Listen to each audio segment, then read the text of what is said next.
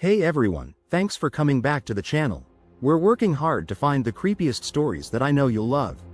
The goal is to hit 1,000 subscribers by the end of September, so if you're enjoying these horror stories, don't forget to like, subscribe, and hit the bell so you don't miss anything. Let's go for our story. We arrived late in the afternoon, and the trees towered above us, like they were watching, waiting, but I brushed it off because the drive had been long and exhausting, and it had to be my mind playing tricks on me. Sarah was joking around, teasing me as we hauled the gear out of the car, trying to lighten the mood, and for a second, everything felt normal, or as normal as it could be out in the middle of nowhere. Jake popped open a beer, his voice loud and careless as Emily laughed about some drama at work, and the whole thing should have felt comforting, familiar even, but something was gnawing at the back of my head, this tiny itch that wouldn't go away, and I couldn't shake it, couldn't place it, but it was there, crawling under my skin like a whisper you can't quite hear. The first hike was supposed to be perfect, right? Fresh air, sunlight cutting through the canopy, leaves crunching underfoot as we made our way through the woods, but every step felt like someone was watching, something just beyond the trees, and I could tell Sarah felt it too because she kept glancing over her shoulder, quick, sharp movements like she was expecting to see something. But there was nothing there, not that we could see, and I tried to tell myself it was just the isolation getting to us. The silence so loud it made your brain create things that weren't real, but it felt real.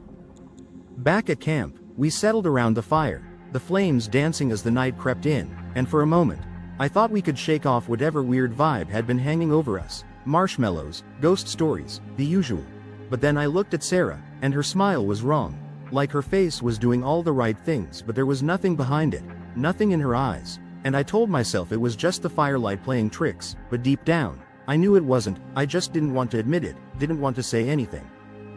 Jake, being Jake, started going on about some local legend, you know the kind, where a woman got lost in these very woods, her body never found, and apparently, she's still wandering, looking for someone to take her place. He said it with a grin, half serious, half joking, but the thing is, Sarah wasn't laughing, she was sitting there, fingers gripping her legs so tight her knuckles were white, her eyes darting to the edge of the firelight like she was expecting something to step out of the dark, and I felt that chill creep up my spine, the kind that tells you something isn't right, that something is coming. That night, in the tent, I woke up to Sarah sitting straight up, her breath heavy, her skin slick with sweat, and when I asked if she was okay, she just shook her head, her voice barely a whisper, muttering about a dream she couldn't remember, something that had scared her awake but now lingered just out of reach, and I tried to hold her, tried to comfort her, but her skin was cold, too cold, and I stayed awake long after she drifted back to sleep, my heart pounding in the pitch-black silence of the tent, every sound outside feeling like it was getting closer. Day 2 started off normal enough, or at least, it tried to. Another hike, more jokes, but Sarah wasn't herself, she was quieter, her hand gripping mine so tight it hurt, and every time the wind rustled the trees, she'd flinch, like she was expecting something to jump out of the shadows, and I couldn't help but wonder if maybe she knew something I didn't, something she couldn't explain, something that was creeping up on us without us even realizing it.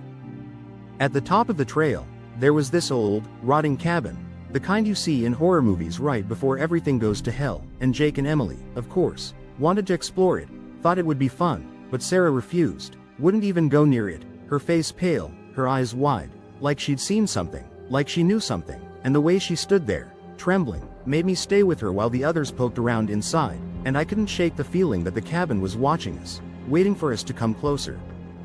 When we got back to camp, Sarah kept checking her phone, over and over, like she was waiting for a call, but we didn't have service, hadn't had any since we arrived, and yet, she acted like any second, something would happen, like she knew it was coming, and every time I asked her what was wrong, she'd just shake her head, her eyes distant, her mind somewhere else, leaving me alone in the growing tension, feeling like we were sitting on the edge of something we couldn't see but was definitely there.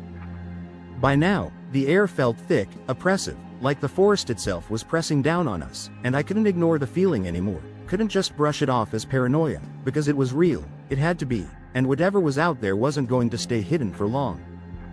The third night hit different, I could feel it in the air, like the whole forest was pressing down on us, thick and heavy, every breath felt like I was inhaling something dark, something ancient, and Sarah was silent the whole time, sitting around the fire, staring into the flames like they had answers for her food just sitting there untouched, and every time I tried to ask if she was okay, she'd just shake her head, not even looking at me, like I wasn't even there anymore. And this weird tension was gnawing at her. I could see it, like something had crawled under her skin and made itself comfortable, and no matter how many times I asked, she wouldn't talk about it, wouldn't say what was wrong.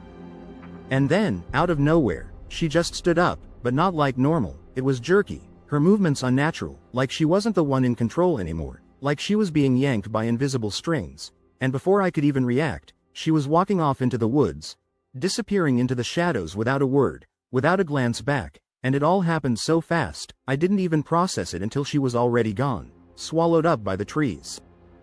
I yelled after her, called her name, my voice echoing through the night, but she didn't respond, didn't even slow down, and Jake and Emily were still laughing at first, thinking it was some kind of prank, but when I didn't join in, when they saw the panic on my face, the laughter died, and they realized something was seriously wrong, like, holy shit, this isn't funny anymore. Wrong.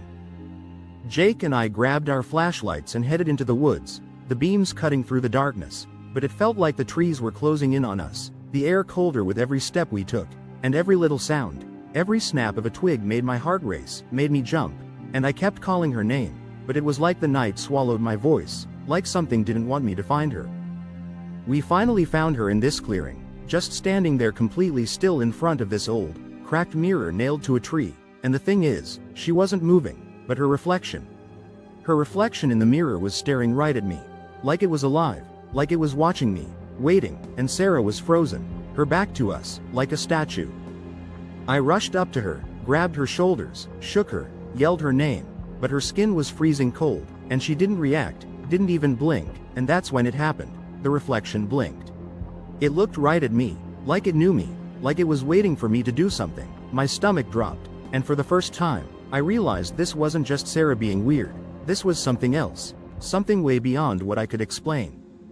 We dragged her back to camp, but she wasn't Sarah anymore, not really. She sat there by the fire, her eyes completely unfocused, lips barely parted like she was listening to something none of us could hear, something whispering in her ear, and Emily tried to get her to eat, but it was like she wasn't even there, like her body was just a shell and something else was using it, and the longer she sat there, the more I felt it. This creeping, suffocating dread that we had brought something back with us. Later that night, after hours of sitting in silence, the whispers started, soft at first, just barely audible, like they were coming from the trees, and I thought maybe it was the wind, but then they got louder, closer, surrounding us, and Jake tried to laugh it off, tried to make a joke, but I saw the fear in his eyes, saw the way his hands were shaking, and deep down, we all knew something was out there, something watching us, something waiting.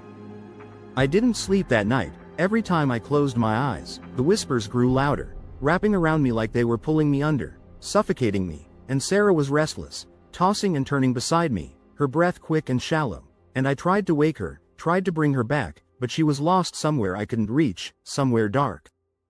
Around midnight, I jolted awake to find the tent flap wide open, cold air rushing in, and Sarah was gone again, and my heart was pounding so hard I thought it was going to explode. I bolted out of the tent, calling her name, my voice echoing in the empty woods, but I knew where she was going before I even found her. There she was, standing in front of that same mirror again, but this time, her reflection was moving, not her. It smiled at me, this slow, eerie smile that chilled me to my core, and I swear, for a second, it wasn't Sarah standing there, it was something else, something wearing her face, and the reflection, it knew me, it knew everything about me, things I've never told anyone, and it started talking, her voice soft, but her lips weren't moving, telling me things about my past, things I thought I'd buried, things no one could know. I snapped, I couldn't take it anymore. I grabbed a rock and hurled it at the mirror, shattering it into a million pieces, the sound cutting through the whispers, and just like that, Sarah collapsed, like her strings had been cut, like she was a puppet and the thing controlling her was gone. And I crouched down next to her, shaking her awake, and when she opened her eyes, she didn't remember any of it, none of it.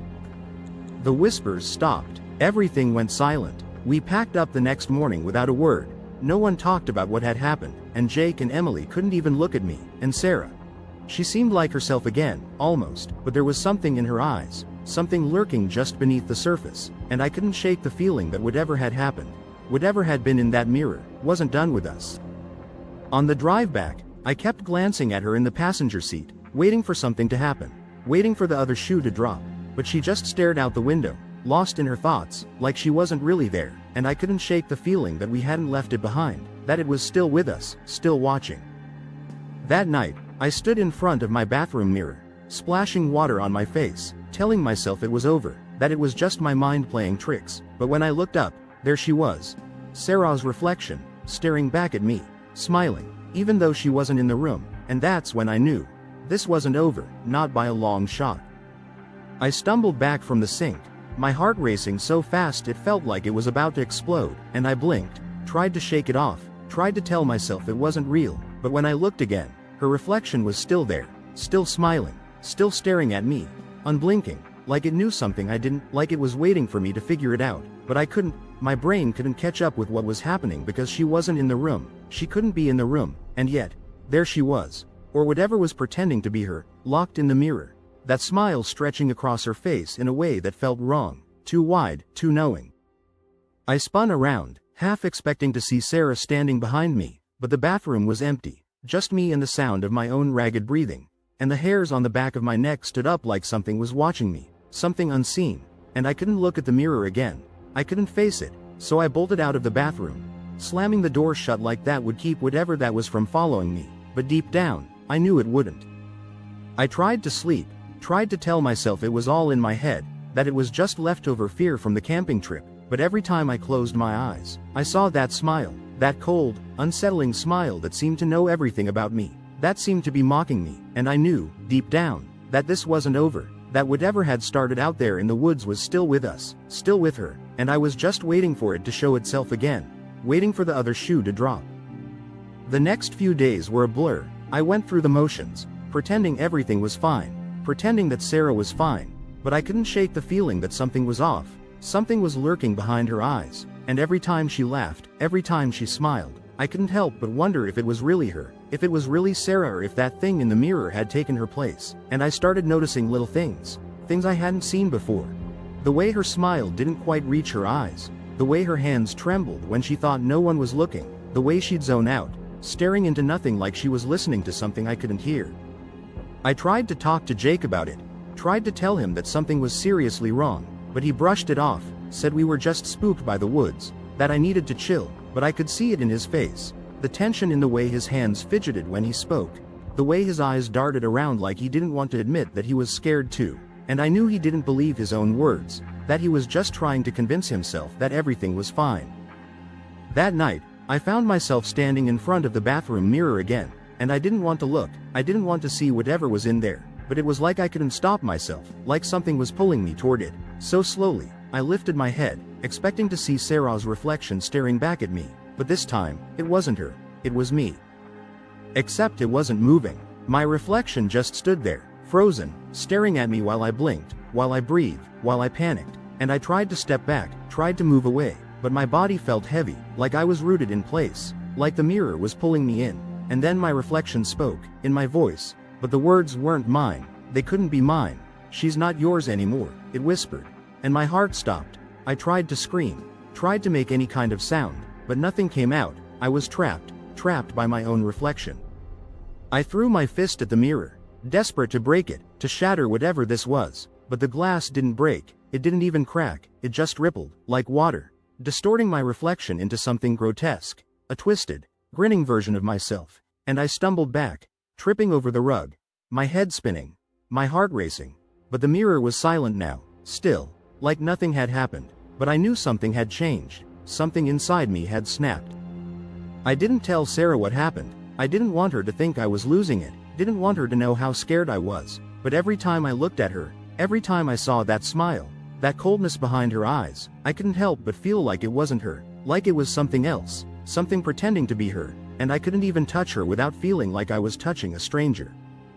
A few nights later, I woke up to the sound of whispering, faint at first, almost like it was coming from the walls, and I sat up in bed, my skin crawling, my breath caught in my throat, and Sarah was lying next to me, her eyes wide open, staring at the ceiling, and I asked her if she heard it, if she heard the whispering, and she just turned to me, her voice distant, like it wasn't really her speaking. "Do you hear that?" I froze, my body paralyzed with fear, because I didn't want to hear it, didn't want to acknowledge what was happening, but the whispers grew louder, filling the room, surrounding us, and Sarah turned to me, her eyes empty, her mouth curling into that same smile. The one that haunted me in my sleep. The one that told me this wasn't over, not even close.